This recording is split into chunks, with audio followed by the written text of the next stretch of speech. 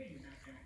We're not getting through to Russian people. They're living in an Orwellian situation. You said anything.